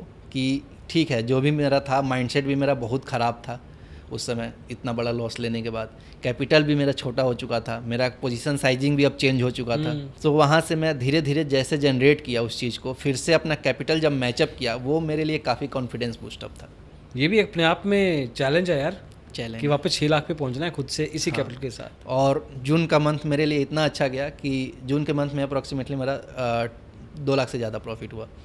3.5 लाख के कैपिटल पे? 3.5 लाख के कैपिटल। चेक करवाया आपने? यस डेफिनेटली मैंने मेंशन भी किया हुआ है इस चीज़ को। और पीएनएल हम में दिखा सकते हैं? हाँ हाँ, ये वाला डेफिनेटली ये पार्ट, क्योंकि 3.5 लाख पे यार 2 लाख विश्वास करना थोड़ा मुश्किल है। यस, मैंने अपने प्लेटफॉर्म पे भी ये डाला हुआ है डिटेल्स। असली वाला पीएनएल है ना? हाँ हाँ इसीलिए मैं अपना पीएनएल अपने प्लेटफॉर्म पे भी डाल दिया हूँ, जो मेरा चैनल है, और उस पर आपका भी टीम से मैंने वेरीफाई करा दिया था। वो तो और मैंने ये मेंशन भी कर दिया था एक्चुअली कि ये ही मंथ है जो मेरा कैरियर चेंज किया था, जून 2023। अच्छा, यू फील के अगर अपने आप में वो मैं हार नहीं सकता हूँ, इनविंसिबल वाली फीलिंग नहीं आई होती, यस, तो आपका लॉस नहीं हुआ होता, क्योंकि स्किल में दिक्कत नहीं थी, हाँ, माइंडसेट में दिक्कत नहीं थी, risk reward management, position sizing चल रहा था आपका, लेकिन वो एक मोमेंट, एक अपने आप में बादशाहत, हाँ, वो ओवर कॉन्फिडेंस जोन या फिर यूफोरिया जिसे दिमाग में घुस गया, वो कि मैं अपने लॉस रिकवर कर सकता हूँ, यहाँ से मैं अच्छा कर रहा हूँ, ये चीज़ सबसे बड़ी हार्मफुल उस समय हुई थी मेरे लिए। और ये वाली फीलिंग जो होती है ना, रिवेंज ट्रेडिंग को साथ लेके आती है, क्योंकि मैं मार्केट से तो मैं इतने दिन से कर रहा हूँ, मैं कर ही लूँगा। मार्केट से लड़के क्या कर लोगे? कुछ नहीं। और वो दिन था कि मैं ये तो सीख लिया कि मार्केट से रिवेंज नहीं लेना है। ठीक है, मिस्टेक्स फिर हुए, ऐसा नहीं है कि मेरे उससे बड़े लॉस फिर नहीं हुए, लेकिन मैं ये चीज़ सीख लिया कि मार्केट से मैं रिवेंज नहीं ले सकता। गलतियाँ होंगी, ठीक है, मैं कुछ अलग ट्राई कर रहा हूँ, मेरा अभी कैपिटल थोड़ा बड़ा हुआ तो मैं कुछ और ट्राई कर रहा हूँ, उसके वजह से लॉस हो, दैट्स ओके, लेकिन इस बेसिस पे मैं रिवेंज नहीं ले सकता कि मैं सही हूँ। तो जून में एक तरह से माइंडसेट को भी बदला, खुद को भी बदला जी, और मार्केट को रिस्पेक्ट करना आपने और शुरू कर दिया। और शुरू किया। सबसे ज़्यादा मेरे मार्केट की जो रेस्पेक्ट है वो उस दिन से, और हम जो बोल सकते हैं 10 से वो लेवल जाके 100 चले गए।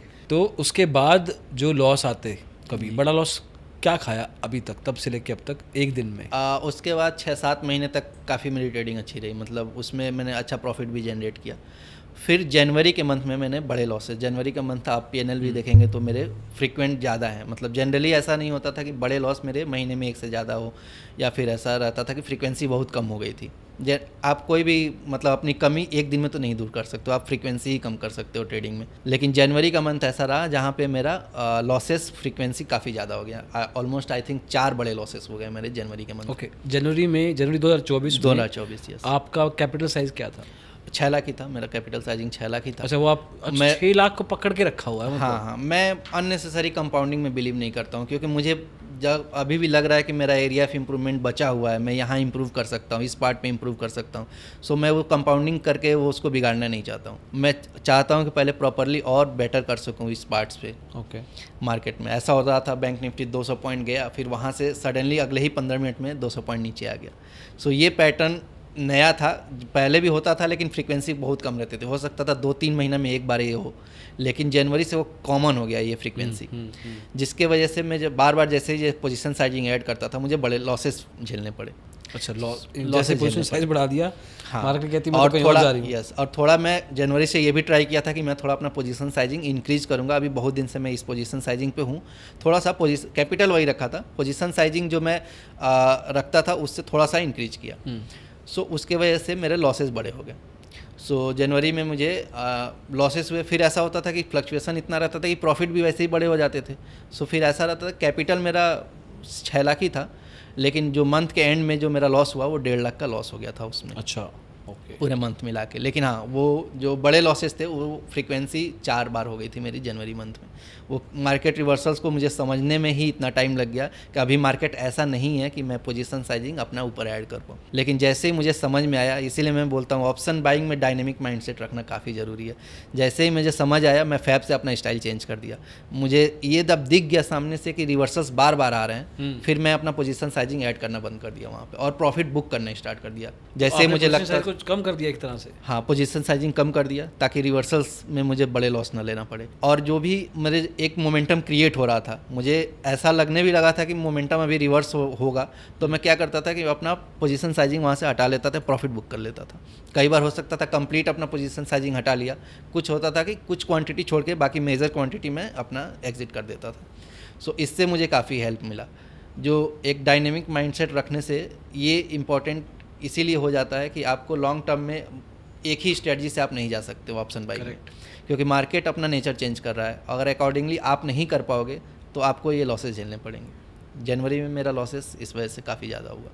तो फरवरी में आपने अपना पोजीशन साइज कम कर दिया जी, अज्यूमिंग के मार्केट अभी फ्लक्चुएशन बहुत हो रही है, वोलेटिलिटी, हाँ, ऐसा चीज़ देखा नहीं है कभी। हाँ, तो I need to change something. आपने स्ट्रेटजी को चेंज नहीं किया? स्ट्रेटजी को नहीं चेंज किया, बस एग्जिट एंट्री चेंज किया मैंने। हाँ। और थोड़ा सा पोजीशन साइजिंग पे वर्क किया मैंने। अब मार्केट उसके बाद चेंज हुआ है या मार्केट अभी भी सेम? अभी भी मार्केट रिवर्सल्स आ रहा है। यही रीज़न है कि जो अभी लास्ट जो फ्राइडे को जो मार्केट मिला हमें, सॉरी थर्सडे को जो मार्केट मिला, डायरेक्शनल था, लेकिन इतना एक्सपेक्टेशन मुझे भी नहीं था कि डायरेक्शनल ही जाएगा, क्योंकि जो 4 महीने से मार्केट एक पैटर्न में चल रहा था, बार बार जाके 300-400 पॉइंट वहाँ से रिवर्स आ जा रहा था। आप अचानक से अगर कोई भी जैसे पैटर्न चेंज हो जाता, उस दिन आप ऐसा नहीं कर सकते कि पूरा कैप्चर कर लो, या तो आपको वो लॉसेज झेलने पड़ेंगे। आप सेम पैटर्न के लिए 4 महीने से ट्रेड कर रहे हो, देन आप वो कैच कर सकते हो। जैसे बहुत सारे ट्रेडर हैं, हाँ, जो बड़े लोग हैं, जो करोड़ों में कैपिटल रखे हैं, वो अपना जल्दी स्ट्रेटजी नहीं चेंज करते हैं। करेक्ट। जो मैंने बोला डायनेमिक माइंडसेट, वो स्टैटिक माइंडसेट से ट्रेड करते हैं, क्योंकि उनका बैकअप भी अच्छा है और उनका एक्स्ट्रा सोर्स ऑफ इनकम भी है। ट्रेडिंग उनका केवल जो है सोर्स ऑफ इनकम नहीं है। तो उस वजह से उनके पास फ्लेक्सिबिलिटी है कि वो अपना जो मेथड है, भले ही वो स्टैटिक हो, लेकिन वो 5-6 महीने 1 साल तक वो कैरी कर सकते हैं।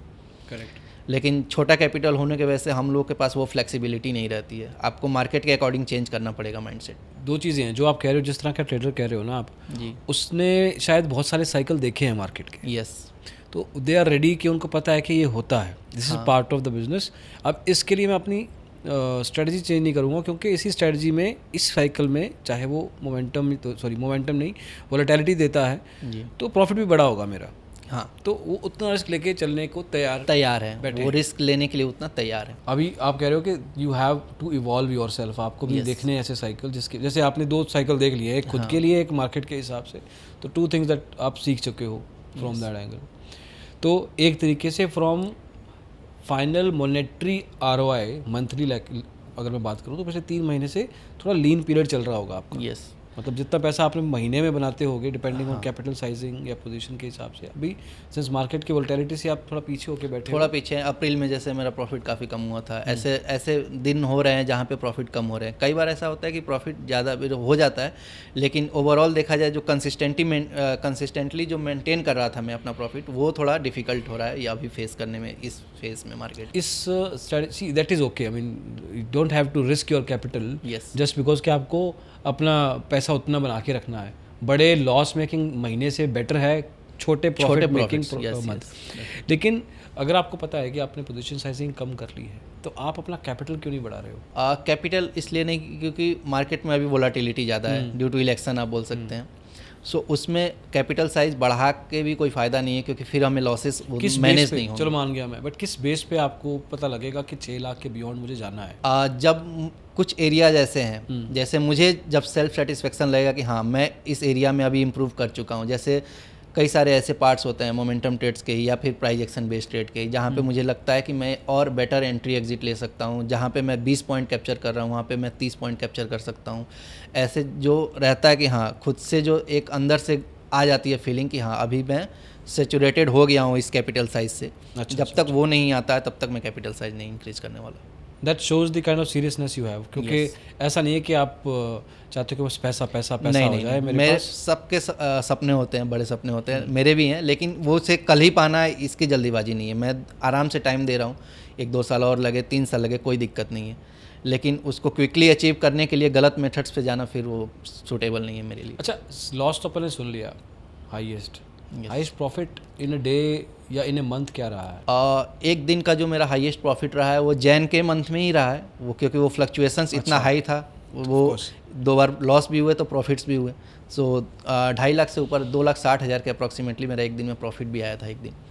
सो वो जैन के मंथ में ही आया था। और जो मंथली आप बात करेंगे तो मंथली मेरा 3,40,000 के अप्रॉक्सीमेटली मेरा प्रॉफिट आया था। ये मैं एक्सक्लूडिंग टैक्स की बात कर रहा हूँ। तो ये यार जनरली मैं बात करूँ तो यार 2.5 लाख का प्रॉफिट देख के बंदा कहेगा ये स्ट्रेटजी बहुत सही है यार लेकिन लॉस भी है, तो यू आर काइंड नहीं, यही चीज़ है कि मैं दोनों चीज़ बताना चाहता हूँ कि प्रॉफिट से पहले मैं लॉस मेंशन करना चाहता हूँ, ताकि कोई इस चीज़ से फैसिनेट ना हो जाए कि इतने से इतना बन जा रहा है। उसके पीछे आपको लॉसेस भी झेलने पड़ रहे हैं, बड़े लॉसेस भी हो रहे हैं, ऐसा नहीं है कि बड़े लॉसेस नहीं हो रहे हैं। आज तक आप टोटल प्रॉफिट कितना निकाल चुके हो? जो मेरा टोटल प्रॉफिट है एक्सक्लूडिंग टैक्स बोले तो 36 या 37 लाख के अराउंड होगा इन द लास्ट 3 ईयर्स। हाँ, लास्ट 3 ईयर, मतलब 2 साल से ही फुल टाइम ट्रेडिंग कर रहा हूँ मैं। पहले साल तो मेरा जो लॉस था वो 1.7 लाख के अराउंड लॉस था। तो उसके अलावा उसको इंक्लूड करके अपन कह रहे हैं हाँ 36 PL प्रॉफिट पे आप बैठे हो। यस, ये मेरा आफ्टर यस ये मेरा एक्सक्लूडिंग टैक्स। तो ऑप्शन बाइंग में भी पैसा बनता है, बट थोड़ा बैलेंस करके। आपको 2 चीज़ मुझे लगता है जो मेरे समझ से मैंने जो एक्सपीरियंस किया 3 साल में काफ़ी इंपॉर्टेंट है, वो है थोड़ा डायनेमिक माइंडसेट रखना और गलत स्ट्रेटजीज़ के पीछे मत जाना। जैसे कई सारे ऐसे स्ट्रेटजीज़ हैं, लोग फ्लोट हो रहे हैं आजकल सोशल मीडिया पे, बहुत सारे time based strategies, indicator based strategy, मेरे को फर्जी लगते हैं वो। ओके उसका रीज़न है क्योंकि आप कोई भी लॉजिकली होकर सोचेगा तो उसे समझ में आ जाएगा। क्योंकि आप देखिए बहुत सारे टाइम बेस्ड स्ट्रेटजीज हैं मार्केट में, 920, 220, 115, 325, 330, बहुत सारे स्ट्रेटजीज है इंसान एक। हाँ, तो आप खुद सोचिए जो मार्केट को गवर्न कर रहे हैं वो पर्टिकुलर टाइम का वेट करेगा कि मुझे इस टाइम पे ही पैसा इन करना है या आउट करना है, ऐसा तो पॉसिबल नहीं है। तो ये लॉजिकली ही जब इनकरेक्ट है, लॉजिकली ये जस्टिफाई नहीं है कि कौन कब पैसा इन करेगा अपना। जनरली मार्केट ना मुझे भी समझ आ गया कि लेवल्स और फंडामेंटल्स देख के मार्केट काफ़ी बिहेव करता है। करेक्ट, कि मार्केट लेवल्स क्या चल रहे हैं, कहाँ सपोर्ट रेजिस्टेंस है, क्या मार्केट में फंडामेंटल्स अभी कुछ न्यूज इवेंट्स या फिर ऐसे बेस पे होते हैं। सो बड़े पैसे ऐसे गवर्न कर रहे हैं मार्केट को। लेकिन आप सोचे कि 2:20 को आके कोई पैसा इन कर रहा है, मैं वहीं पे ले लूँ, कॉल पुट खरीद लूँ, तो ये लॉजिकली जस्टिफाई नहीं है। सिमिलरली इंडिकेटर बेस्ड स्ट्रेटजीज भी हैं, कई सारे ऐसे होते हैं कि इंडिकेटर बेस्ड ब्लाइंडली आप ले रहे हो। मैं ये नहीं कह रहा हूँ कि कोई स्ट्रेटजी गलत है, हो सकता है किसी के लिए सही हो, अगर पैसा जनरेट होता तो सब सही है उसके लिए, लेकिन लॉजिकली सोचना उसके पीछे कि क्या ये लॉजिकली करेक्ट है या फिर नहीं, ये इंपॉर्टेंट है। तो एक तरीके से हम ये कह रहे हैं कि मैं तो आता हूँ जी 9:15 से 9:30, या मैं आता हूँ 3:10 पे, या मैं 2 बजे बनाता हूँ। इसका मतलब ये है कि वो मार्केट को प्रेडिक्ट करके बैठे हैं कि उस टाइम क्या होना है और मेरा सेटअप उसी टाइम पे चलता है, उसके बेस पे मैं बना लूँगा। ये हाईली इलॉजिकल है और इसीलिए ऑप्शन बाइंग में तो जनरली ऐसे इतने सारे स्ट्रेटजीज अभी आ गए हैं जो कि आप गिन भी नहीं सकते हैं कितने सारे स्ट्रेटजीज सब लोग अपने पेड कोर्सेस में दे दिए हैं। और स्ट्रेटजी के बेस पे कोर्सेज चल रहे हैं और यही है रीज़न कि जो बिगिनर है वो अपना दिमाग ही नहीं यूज़ कर पा रहा है।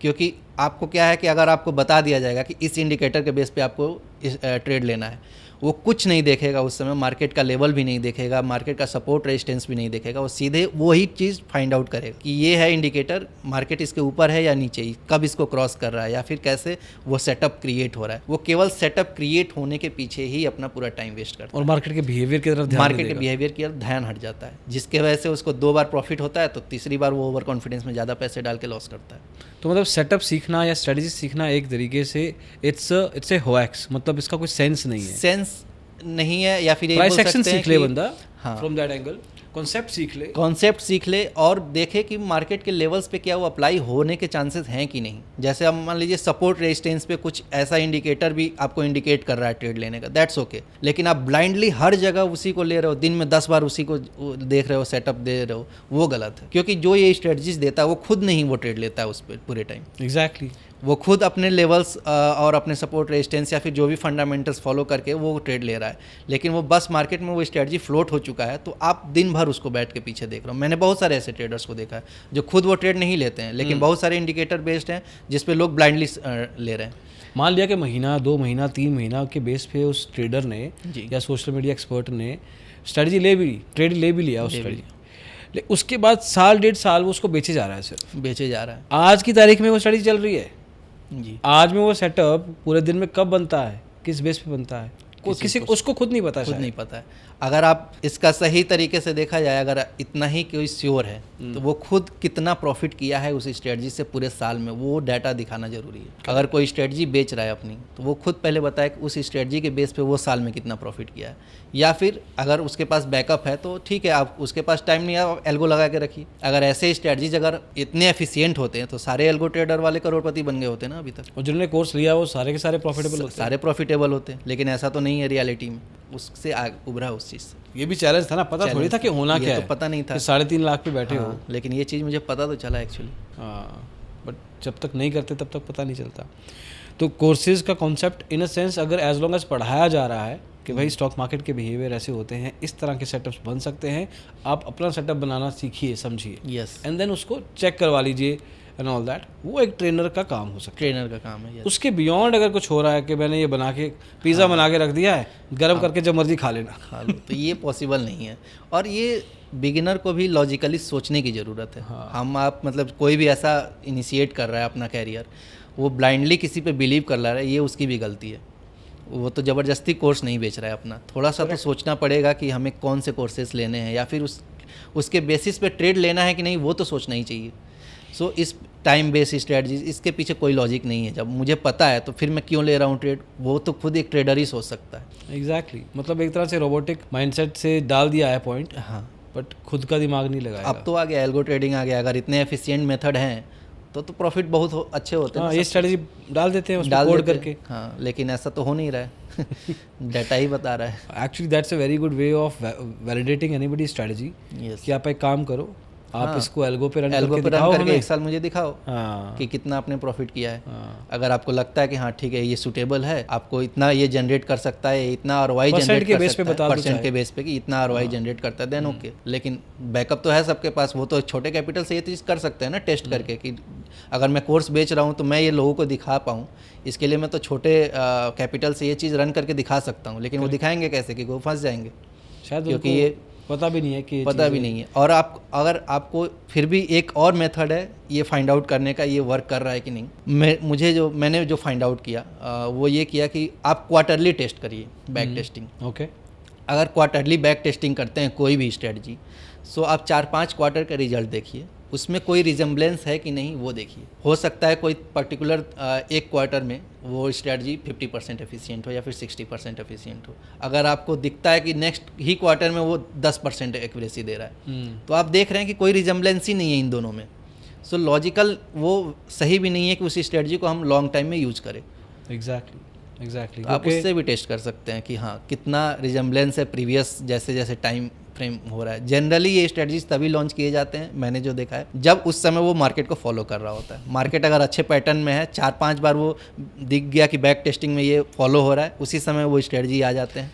तो एक तरीके से कोई भी ऐसा बंदा सोशल मीडिया पे आके हर 3 महीने बाद 2 महीने बाद नई स्ट्रेटजी बेच सकता है, बेच सकता है। ऑफ कोर्स लोग खरीदने को तैयार है तो वो बेचने को तैयार है, और बिक रहा है, बिजनेस चल रहा है लोगों का। 2 तरीके के बिजनेसेस हैं। मैं एक बोलूँगा कि कुछ लोग अच्छे लोग भी हैं जो ट्रेडिंग सिखा रहे हैं, ओके, लेकिन मैं समझता हूँ कि कुछ कमियाँ उनके में भी है। मैं ये नहीं बोल रहा हूँ कि मैं बहुत एक्सपर्ट हो गया हूँ इस चीज़ में, लेकिन मुझे जो फील हुआ कि जो भी उस लेवल पे ट्रेड कर रहा है, काफ़ी बड़ा कैपिटल यूज़ कर रहा है, या फिर 5-6 साल से 10 साल से मार्केट में है, उसका माइंडसेट और एक बिगिनर का माइंडसेट कंप्लीटली अलग होएगा। साइकोलॉजी भी अलग है दोनों का। जहाँ पे वो आपको गाइड कर रहे हैं कि आप ऐसे ट्रेड फाइंड आउट करो, 1:10, 1:5, ऐसे आप पॉसिबल। सो बिगिनिंग में वो चीज़ पॉसिबल नहीं होती है। आप 4 बार अगर एसएल खा जाते हो तो 5वीं बार फ्रस्ट्रेशन में कोई उल्टा डिसीजन ले लोगे, या फिर आप लॉन्ग टर्म में ये चीज़ कंटिन्यू नहीं कर पाओगे, क्योंकि आपके पास उतना बैकअप नहीं है कैपिटल का।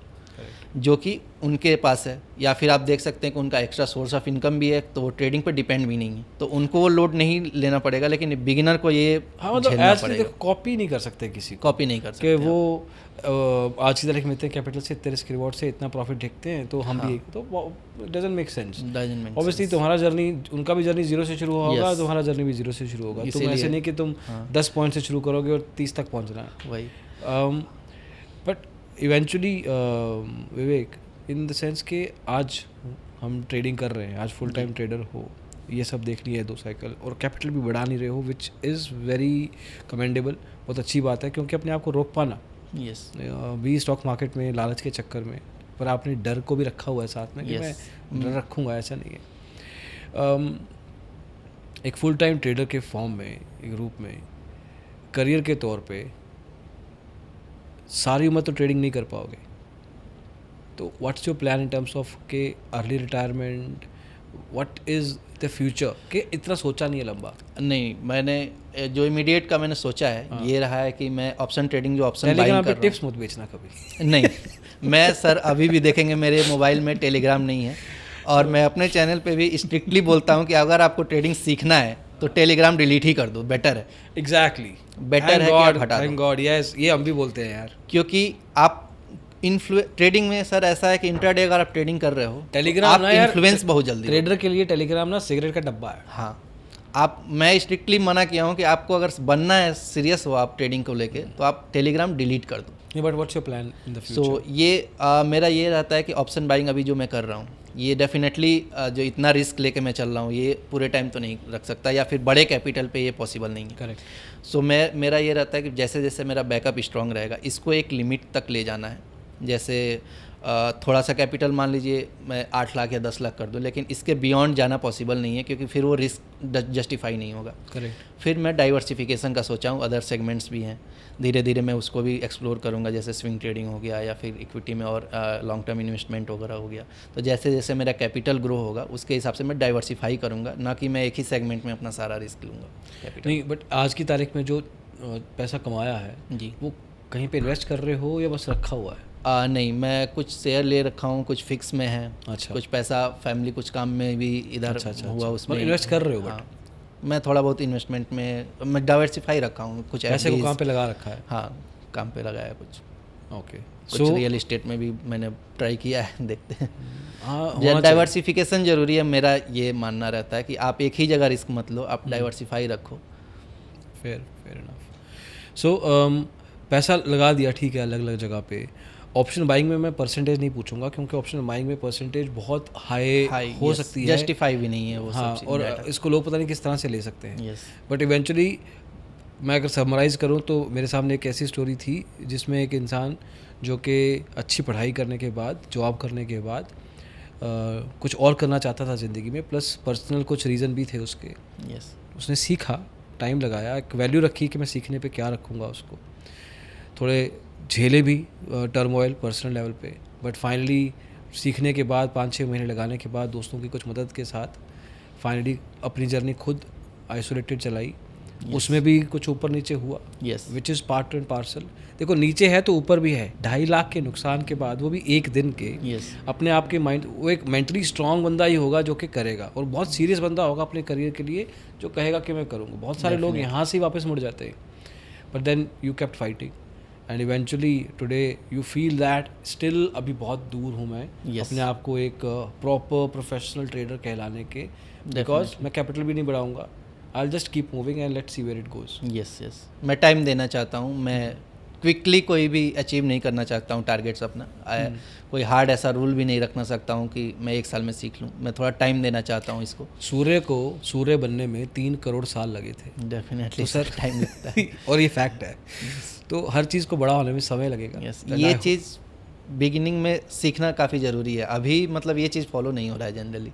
अच्छा, मैं बहुत सारे लोगों से या फिर दोस्तों से ही बात करता हूँ, तुरंत कोई बता दे कि कुछ ऐसा बता दो कि मैं पैसे इंक्रीज कर लूँ। सवाल 10 में से 9 का सवाल यही है, तभी 10 में से वो 9 लोग लॉस में। लेकिन वो पेशेंस रखना पड़ेगा, नहीं तो आप 90% में आओगे, 10% में। ऑप्शन बाइंग में पेशेंस। लोग कहते हैं लॉन्ग टर्म इन्वेस्टिंग में पेशेंस, ऑप्शन बाइंग में पेशेंस रखना पड़ेगा। सुपर यार, सुपर, बहुत मज़ा आया सच में Vivek, and thank you so much for sharing the whole story, and I hope के people get to learn a lot majorly from the story and the kind of mindset you have, क्योंकि वो ज़्यादा ज़रूरी है। स्किल सबका अपना अपना होता है, टाइम बाय टाइम सिखा देते हैं, उसका एक अलग वीडियो हम करेंगे कि किस तरीके से he does his trading, but वो एक रेफरेंस के तौर पे चीज़ें होती हैं, so that you can know कि technically he sound enough. Otherwise ऐसा कुछ नहीं है कि तुम्हें कॉपी करना है, please don't copy anybody strategy for that matter. Thank you so much for coming over and thank you sir. यही कहना चाहूँगा कि प्रॉफिटेबल बनना है तो बस अपने टेम्परामेंट पर वर्क करते रहिए। Absolutely, absolutely. Thank you so much again. Thank you sir.